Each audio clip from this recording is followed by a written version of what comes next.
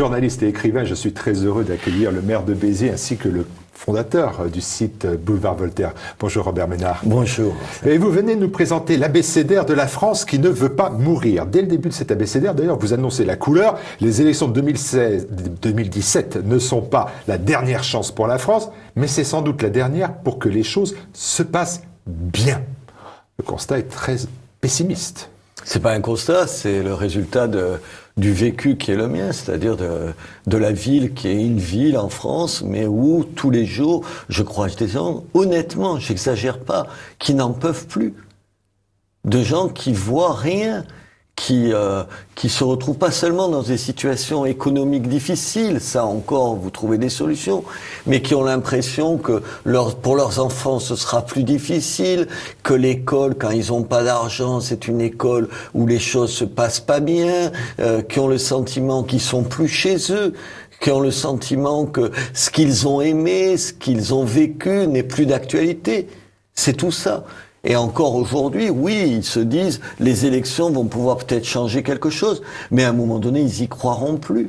C'est ça qui m'inquiète. C'est pour ça que j'ai fait ce petit abécédaire. C'est pas une thèse de 3e cycle, c'est juste une espèce de récit, d'une certaine façon, de ce que je vis, de ce qu'on peut en penser, de ce qu'on peut en tirer comme leçon, peut-être à un autre niveau que d'une simple ville moyenne. Alors, puisque vous avez fait le choix d'un abécédaire, je vais adapter ce principe à mon entretien, et donc je commencerai par A comme activisme. De votre jeunesse à Béziers, vous avez gardé quand même le mode de fonctionnement coup politique, provocation, pour faire bouger les choses. Alors, je prends la charte des mosquées, l'initiative de l'invitation de Donald Trump une fois élu, pour qu'il vienne dans votre ville, en passant par le halal dans les cantines scolaires, la guerre au kebab, les crèches de Noël à la mairie. Vous multipliez les initiatives pour faire parler de vous et de votre politique surtout. C'est vraiment, vous, le refus du vivons heureux, vivons cachés. Oui, ça, je suis d'accord. Non, mais attendez, mais c'est payant. Je vous prends un exemple parce qu'il date de la semaine dernière. La semaine dernière, j'inaugurais les nouvelles Galeries Lafayette à Béziers. C'est j'allais dire, en centre-ville. Le bateau amiral du commerce en plein centre-ville. Mais je vous rappelle qu'il y a 2 ans, je me suis pris tout un tas de commentaires de la presse, parce qu'évidemment, comme d'habitude, on avait fait une affiche, nous en prenant cette fois-ci à Ginette Moulin, qui est la propriétaire du groupe Les Galeries Lafayette, c'est vrai, en des termes pas forcément plaisants. Attendez, je le fais. Au même moment, on annonce que les Galeries Lafayette fermeront donc à Béziers, à Lille et à Thiers. Aujourd'hui, 2 ans après, elles ont fermé à Lille et à Thiers. Elles ont été absolument transformé, le magasin a été entièrement refait à Béziers. C'est manifestement une méthode qui fonctionne. Je vous dis ça parce que c'est pas le goût du spectacle, le goût de l'interpellation, c'est une méthode qui permet d'avancer sur les choses. Alors, avec B comme Béziers, bien sûr, vous faites dans ce livre une véritable déclaration d'amour à votre ville, si c'était encore nécessaire. 20 fois, vous écrivez, vous répétez « J'aime Béziers », 20 fois. En 30 mois, quel bilan tirez-vous de votre action et de votre travail à Béziers? D'abord, j'aime vraiment la ville. Sinon, tu n'es pas maire. C'est un boulot de tous les jours, tout le temps, 7 jours sur 7. Vous êtes à la disposition des gens. Donc, si vous aimez pas ça, si vous vous intéressez pas au trottoir, vous savez, comme on dit de façon un peu péjorative, à la propreté de la ville, si vous n'avez pas une passion, moi je traite la ville comme si c'était chez moi. Ça me fait mal au cœur de voir une façade qui est pas belle et je vois comment je peux la faire changer. Ça, c'est la première partie de la réponse. J'aime vraiment cette ville. Sinon, j'aurais jamais fait de politique. Alors, la deuxième partie de la réponse, c'est est-ce qu'avec vous, Béziers va mieux? Mais bien sûr qu'elle va mieux. Alors c'est un peu difficile de vous répondre parce que ça fait plaidoyer pro domo. Vous me demandez à moi si ce que je fais est utile. En général, tu dis pas non, sinon tu te suicides. Mais non, je pense que réellement la ville va mieux. Il faut être d'une rare mauvaise foi pour pas voir que la ville est plus belle, plus propre, plus sécurisée, plus vivante. Évidemment. Mais alors elle n'est pas suffisamment propre, elle n'est pas suffisamment sécurisée, elle n'est pas suffisamment vivante, elle n'est pas suffisamment belle.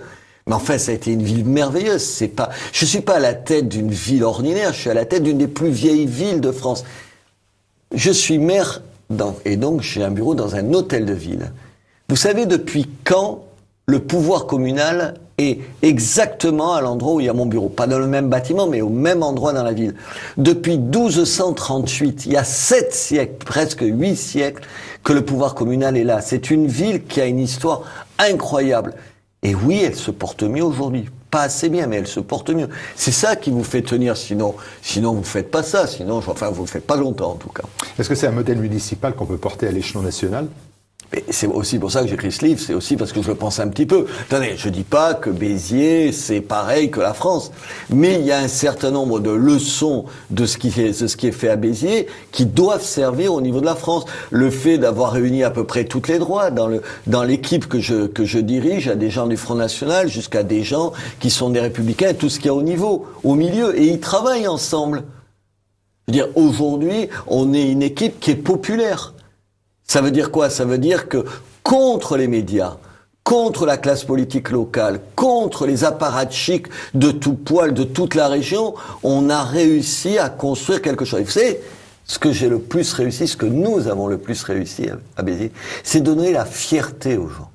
Aujourd'hui, les gens, quand je les vois, ils me disent « Ah, mais finalement, avec vous, j'ai compris que on peut être fier de cette ville. » et fiers de ce qu'ils sont. C'est ce qui permet que tout le reste marchera. Alors, deux choses qui marchent. Comme droite, vous affirmez que la France est majoritairement de droite, mais pourtant cette droite elle est multiple, elle est libérale, conservatrice, nationale, éparpillée d'ailleurs en 1000 chapelles souvent irréconciliables. La belle initiative de réunion par exemple autour de Hausse à droite à Béziers n'a pas abouti à un changement des esprits. Non, ça n'a pas abouti, c'est pas un succès. Attends, je vais pas vous faire semblant de vous dire ah oui finalement. Bien sûr que ça a été un succès sur le coup parce qu'il y avait 2000 personnes qui étaient là et tout, mais sur la suite on a continué à buter sur les intérêts de boutiques, il faut pas dire de partis, c'est des fois des intérêts de boutiques, les égos des uns et des autres. Ce que vous y faisiez allusion à l'instant, vous savez, cette vieille histoire de cette droite qui est perclue comment dire, de mauvais souvenirs, de bisbites qu'ils arrivent pas à oublier. Ça me tue des fois. Moi, je viens pas de là. Je viens pas de là. Mais je suis sidéré du gouffre qu'il y a entre la première partie de la phrase qui consiste à dire « Oui, attention, on est au bord de l'abîme ». Enfin, vous l'entendez, je suppose qu'ici, à TV Liberté, vous l'avez entendu 1000 fois, la civilisation est en danger, la France n'en parle pas et tout ça. Et en même temps, les mêmes qui vous tiennent ça, quand vous leur dites, mais alors, on se met tous quelque part et on essaye de sortir de là. Non! Chaque fois prend le pas les calculs des uns et des autres, les ambitions des uns et des autres, les rêves des uns et des autres. Et c'est insupportable. Oui, c'est très très compliqué. Résultat des courses, aujourd'hui, la seule alternative sérieuse par rapport en gros, à la droite et à la gauche classique, c'est évidemment Marine Le Pen. C'est là. Alors moi, je le dis même aux catholiques qui m'exaspèrent. Je le dis parce que j'en suis un.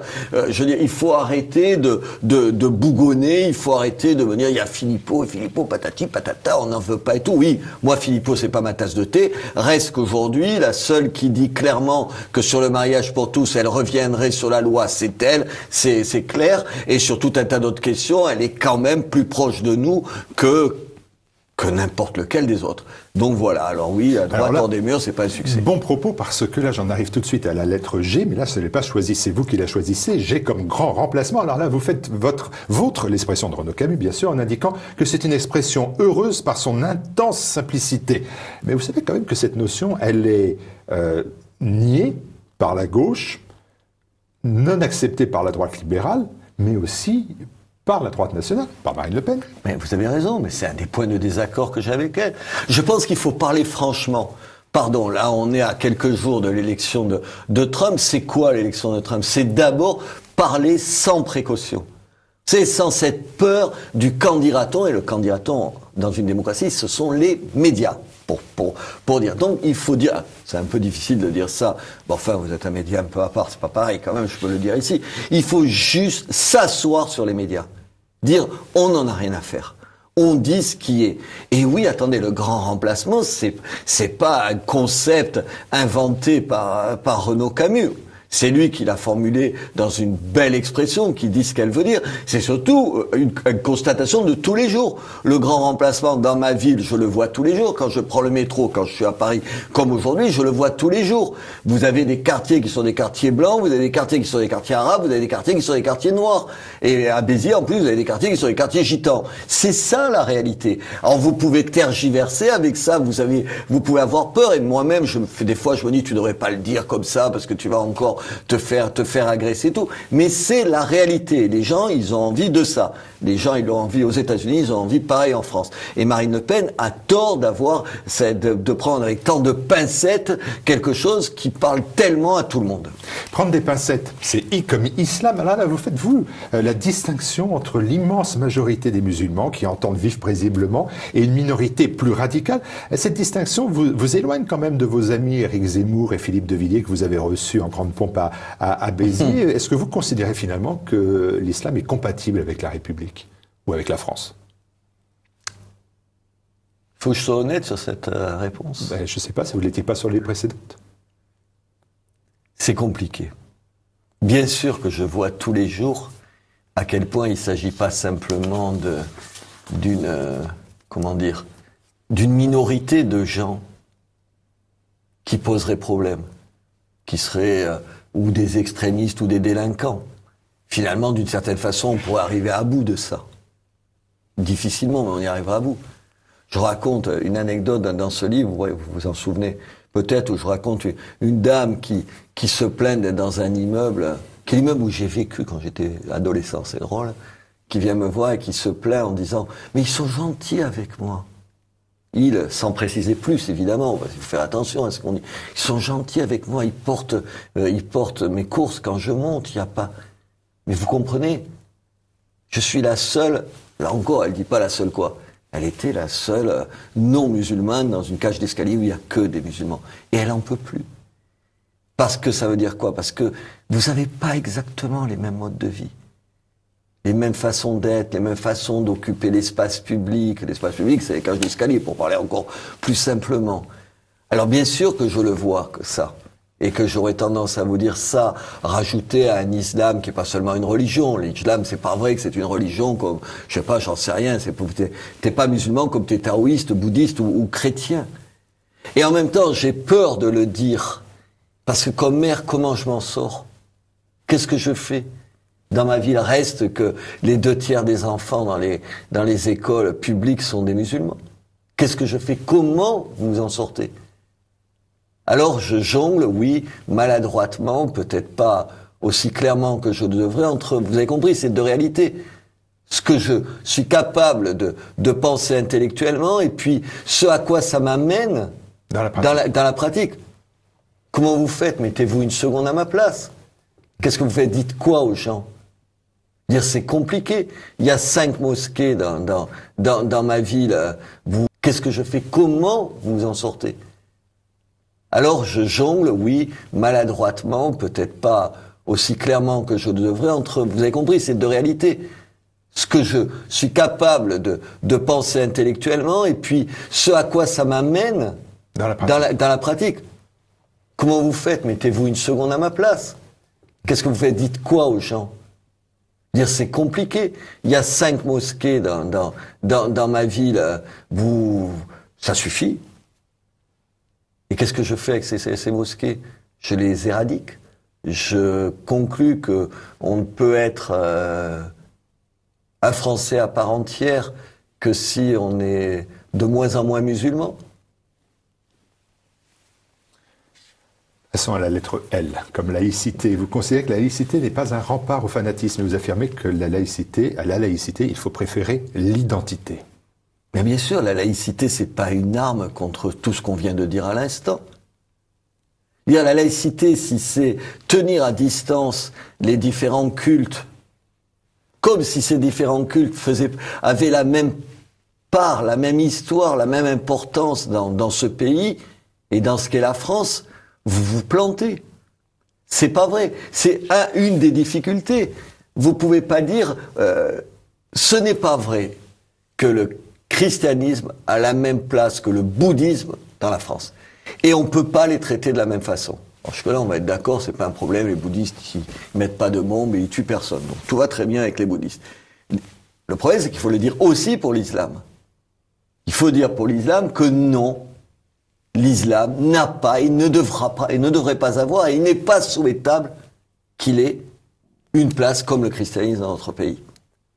Alors évidemment, ça va à l'encontre de tout ce qu'on raconte, de la tendance même qu'on peut avoir comme élu à dire « Mais non, écoutez, que chacun soit à sa place ». Non, chacun n'a pas la même place. N'a pas la même place. Je le dis, et là encore, c'est compliqué, parce qu'en même temps, c'est pas sur un plateau de télévision qui seulement il faut que je le dise. Ce que je vous dis là, ça va être entendu par les gens dans ma ville. Il y a un certain nombre d'imams que je connais qui vont venir me voir et qui vont dire « Mais qu'est-ce qu'on fait ensemble alors ?»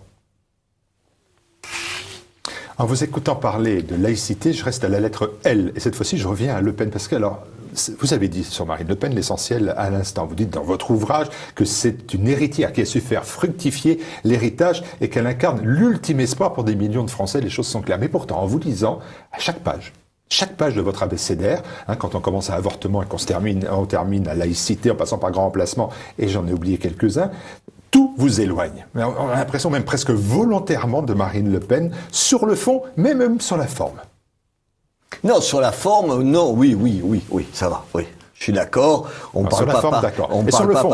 Mais sur le fond, oui, mais en même temps... Si vous en remettez une louche sur l'avortement, c'est pas nécessaire, je veux dire. Pourquoi c'est pas nécessaire? Dans votre ville de Béziers, dans votre ville, etc., c'est pas la question primordiale, vous savez bien qu'elle est clivante au sein de la droite nationale. Non, mais j'essaye d'être honnête. Qu'est-ce que vous voulez? Que je taise toutes les questions qui posent problème?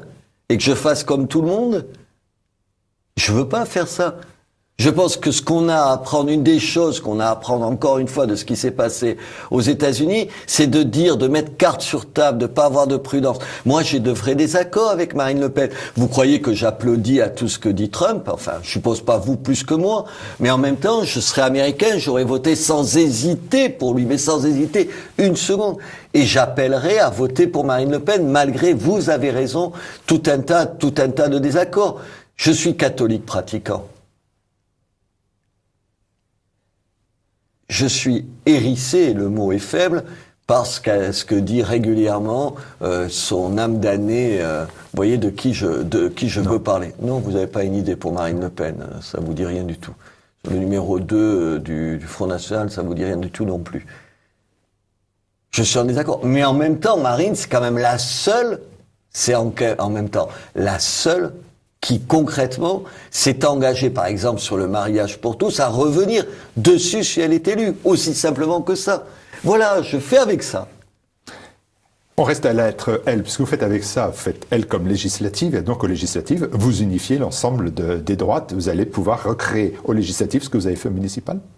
Ou est-ce que vous aurez un candidat Les Républicains contre vous, un candidat Front National contre vous? Est-ce que vous ne serez pas candidat ou quelqu'un d'autre? Non, je ne serai pas candidat. Il y aura un candidat qui sera soutenu par le Front National, Philippe de Villiers, Dupont-Aignan, enfin j'espère tout le monde, comme je l'ai fait une fois. Je m'emploie à ça. Et une partie des Républicains qui ont plus envie d'entendre parler des Républicains comme ils sont. Et ce que je souhaite, je l'ai dit à Marine Le Pen, puisque vous parliez de Marine Le Pen, je souhaite qu'elle... C'est dans le livre. Hein, oui, non, mais vous insistiez sur ce point-là, pardon. Je pense qu'il faut qu'elle accepte de laisser dans bon nombre d'endroits des places éligibles à des gens qui incarnent cette sensibilité-là sans être pour autant au Front National. Mais ça, c'est vrai que ça va à l'encontre pas seulement de ses réflexes à elle, mais ça va à l'encontre de toute une culture de parti. Le type qui est militant depuis 30 ans dans un parti, enfin... Porter l'étiquette du Front National, c'était quand même pas un cadeau pendant longtemps. Ça l'est toujours pas. Ça te brouille avec tout un tas de gens, ça te ruine ta carrière professionnelle et ça te fait te disputer même avec tes voisins. Mais et donc, le type qui depuis 30 ans subit cette situation-là, il a pas envie de laisser sa place à quelqu'un qui arrive, qui a pas tout à fait les mêmes idées et dont il a l'impression qu'il vient au secours de la victoire. Mais il va falloir le faire, sinon vous ne gagnez pas une élection. Il nous reste peu de temps, on va quitter la politique électorale pour arriver à deux notions, une contradiction que j'ai trouvée avec P comme peine de mort. Et là, vous vous prononcez pour que l'État de droit ait le droit de tuer un tueur. Est-ce qu'il n'y a pas une contradiction avec le début de votre ouvrage sur l'avortement? Comment on peut être en début du livre pour la culture de vie, contre l'avortement, pour la culture de vie, et en fin du livre pour la peine de mort, culture de mort? Vous êtes casse-pied quand même un peu. C'est un peu mon rôle. Non, je ne crois pas qu'il y ait une contradiction, parce que ce que vous dites pas, c'est que dans la partie consacrée à l'avortement, je dis que je ne...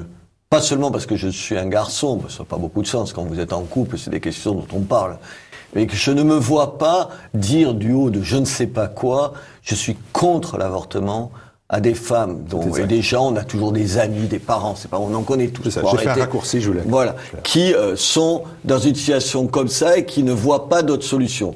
Je sais qu'il y a des gens qui sont capables de dire non, c'est non. Moi, je ne me vois pas le dire pardon, c'est une faiblesse, sûrement une carence, une insuffisance de ma part, mais je ne me vois pas dire ça. En même temps, à la fin je dis pas ce chapitre, c'est un abécédaire, c'est souvent que quelques lignes, je rappelle que les mêmes gens qui sont les plus favorables à l'avortement, les plus favorables à l'avortement sont ceux qui, en même temps, sont les plus opposés à la peine de mort. C'est-à-dire, d'un côté, donc je renvoie un petit peu ce que vous venez de dire à d'autres, voilà, non, c'est pas habile, parce que j'essaye pas de l'être, mais c'est les gens qui vous disent ah non, c'est pas vraiment une vie, un petit dans le ventre de sa maman, alors que tout le monde est en port. Tout ce que je dis, ça nie pas le fait qu'il y a une vie là et que c'est à 15 semaines et 2 jours, ce serait une vie qu'on devrait respecter. À 15 semaines moins 2 jours, on pourrait tuer cet enfant à naître qui est dans le ventre de sa maman. Voilà, bien sûr que c'est difficile, mais je veux pas sur un terrain comme ça donner des leçons. Mais en même temps, ceux qui me disent en même temps ils sont pour l'avortement et ils sont contre la peine de mort, pardon de vous dire que là aussi il y a une sacrée contradiction. Alors on revient à un P plus connu, celui de la presse. Vous avez été un journaliste, vous êtes un journaliste, vous avez été un journaliste de la presse classique d'ailleurs. Vous avez dénoncé dans cet abécédaire une presse en manque de neutralité, d'indépendance, ce sont les termes que j'ai retrouvés, et une presse occidentale finalement de propagande, mais dont le pouvoir sur les peuples finalement s'effondre. Est-ce que l'élection de Donald Trump, c'est la démonstration du rejet de ce type de presse? Est-ce que ça vous rassure finalement? Bien sûr que ça me rassure. Ça me rassure parce que ça veut dire que la presse qui fait quand même, qui donne le là de tout un tas de discours politiques, tant les hommes politiques ont peur d'elle et peur de ses réactions, on peut s'en balancer, on peut s'en contrefoutre. On peut faire comme si elle n'existait pas. Et là, pardon de vous dire, attendez, je me mets pas en modèle et tout, vous avez compris, j'essaye d'être juste un peu honnête. À Béziers, je pratique ça. La presse, elle peut dire ce qu'elle veut, ça me fait pas changer d'un iota ce que je fais. Ce qui me fait changer, ce qui me fait revenir sur des décisions et tout, c'est les Biterrois eux-mêmes, pas ceux qui sont censés parler à leur place et qui parlent pas à leur place, qui parlent seulement à la place d'elle-même. C'est un soliloque, la presse. Bien sûr qu'elle est... ce qui s'est passé aux États-Unis, la grande leçon, c'est qu'on peut gagner contre elle, contre cette presse-là. En même temps, ailleurs dans le livre, je parle de la presse alternative, ce que vous êtes et tout, et je dis, elle remplace pas cette presse-là, parce que pas encore. Elle a un rôle de contre-information, elle a un rôle peut-être aussi important, c'est-à-dire d'être un lieu où on se réchauffe le cœur, parce qu'on se dit on n'est pas les seuls à le penser. Quand je regarde TV Liberté ou au Boulevard Voltaire, vous y faisiez allusion tout à l'heure, je me dis tiens, on est un certain nombre à penser un petit peu les mêmes choses. Donc les médias, ils sont le reflet que d'une partie de la réalité. Mais en même temps, il faudra bien se poser la question demain, si on est au pouvoir, de ces médias mainstream qui nous combattent à longueur de temps. À longueur de temps, que ce soit la presse nationale ou, face à moi, la presse régionale. J'ai aussi la presse nationale, d'ailleurs, face à moi. Les deux ensemble. Il faudra leur faire la peau. La peau, ça veut dire quoi? Ça veut dire qu'il faudra juste leur couper les vivres. Moi, je rêve d'être ministre de la communication. Je serai ministre de la communication 1 heure. Ça me suffira. Ministre de la communication 1 heure, fini les subventions. Toutes les subventions. Il n'y en a plus une seule. Plus un avantage postal, plus rien. Et maintenant, vous vous démerdez. On va voir qui respire, qui survit, et ça, on aura fait le ménage. J'aurais même pas besoin de le faire. Pas d'inquiétude pour TV Liberté. C'est bien pour ça que je le dis. V comme vote, ce sont les deux thés à la primaire le 20 novembre prochain. Non, bien sûr que non. Enfin, ce serait d'une telle hypocrisie. Si j'allais voter, je voterais pour Jean-Frédéric Poisson. Moi, je l'ai découvert, il est venu à Béziers, je l'écoute, je le trouve proche de ce que je ressens, je le trouve courageux, même dans ses maladresses, il me touche. Donc vraiment, je l'aime beaucoup, mais je vais pas aller voter. Que ça voter, ça voudrait dire que, enfin, si c'est un exercice que vous prenez un petit peu au sérieux, ça voudrait dire que une fois que le vote est tranché, vous vous rangez derrière celui qui a gagné la primaire. Enfin, vous voyez demain appelé à voter ou Juppé, Sarkozy ou Fillon. Enfin, non, ça va pas bien, non. Non, je ne le ferai pas. Allez, le dernier, Z comme Zorro. Vous savez que Jean-François Copé, lors du débat à la primaire, c'était le second débat, le deuxième, pardon, a indiqué qu'il était Zorro. Est-ce que vous êtes Zorro, vous, pour sauver la France qui ne veut pas mourir? Est-ce que vous avez pensé être Zorro à un moment? C'est pas gentil de dire. C'est d'abord de me comparer à M. Copé. Non, mais je ça, c'est pas gentil. C'est pas gentil. Ah, Zorro, oui. Non, non. J'essaye modestement. Il y a 3 ans que je suis maire. Dans cette ville, les choses marchent plutôt mieux. Les gens sont plutôt c'est un grand mot, mais un peu plus heureux qu'ils ne l'étaient. Ils sont sûrement 1000 fois plus fiers de leur ville qu'ils l'étaient. J'essaye simplement de me dire, sans me prendre au sérieux, qu'une certaines décisions, certaines réalisations peuvent servir ailleurs qu'au niveau local. Je suis pas un théoricien. J'essaye juste de me dire, ce qu'on a senti, les erreurs qu'on a faites, ce qu'on a appris, peut-être ça pourrait servir au niveau de la France. Et puis la deuxième chose, c'est qu'il y a un certain nombre de questions qui ne peuvent pas se régler au niveau local. Il y a le problème de l'immigration, des migrants. Vous avez vu, je ne veux pas recevoir d'autres migrants. Résultat des courses, le 1er décembre, je devrais m'expliquer devant le tribunal administratif. Une fois de plus devant un tribunal administratif. Parce que je ne veux pas. Parce que ces questions, malheureusement, ne peuvent pas se trancher au niveau du maire. Donc, on a besoin de changer. J'ai besoin de respirer comme maire. On ne peut pas. Je n'en peux plus de la gauche au pouvoir. Je renvoie pas dos à dos la gauche et la droite, c'est pas vrai, je ne le pense pas. Vous avez tout le mal que je vous dis des candidats républicains. Mais en même temps, je pense pas que ce soit exactement la même chose que la gauche. Moi, je suis pragmatique, je la vois la gauche au pouvoir. Je vois ce que c'est un sous-préfet, un préfet de gauche, comment il vous empêche de sortir cette ville de la situation où elle est. Comment ils choisissent les islamistes contre nous. Comment ils choisissent le pire plutôt que le bien de cette ville. Comment ils se font les alliés des pires racailles qu'il y a dans ma ville. Les alliés des pires racailles qu'il y a dans ma ville. Monsieur le sous-préfet de Béziers. C'est ça, la réalité. Et ça, j'en peux plus. J'ai besoin de sortir ma ville de cette situation. Et donc, j'ai besoin de plus les voir en face de moi. Voilà, et si vous avez besoin d'air, vous aussi, alors c'est l'abécédaire, ça rime, de la France qui ne veut pas mourir aux excellentes éditions Pierre-Guillaume Deroux. Merci Robert Ménard.